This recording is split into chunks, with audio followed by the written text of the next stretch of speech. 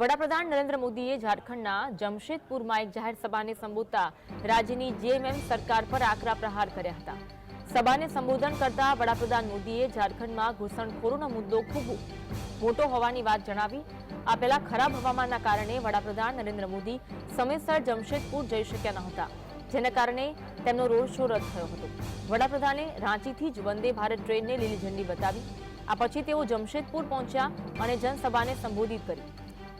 प्रधानमंत्री मोदीए विपक्ष पर प्रहार करने साथ रोहिंग्या और बांग्लादेशी घुसणखोरी ने लईने पण कह्युं कि झारखंड में घुसणखोरीना कारणे लोको को परेशान है, परंतु झारखंडनी जेएमएम सरकार मानवा तैयार नहीं कि घुसपेट थई रही है।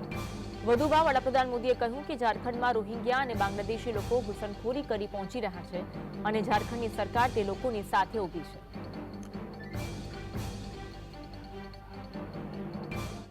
इस समय झारखंड का बहुत बड़ा मुद्दा घुसपैठ हर झारखंडी के लिए चिंता का विषय बना हुआ है, लेकिन यहां जेएमएम सरकार ये मानने के लिए तैयार नहीं है कि झारखंड में घुसपैठ हो रही है। भाइयों और बहनों, आज संथाल परगना और कोल्हान में बांग्लादेशी और रोहिंग्या घुसपैठ बहुत बड़ा खतरा है। इस पूरे क्षेत्र की पहचान यहां की डेमोग्राफी बहुत तेजी से बदल रही है।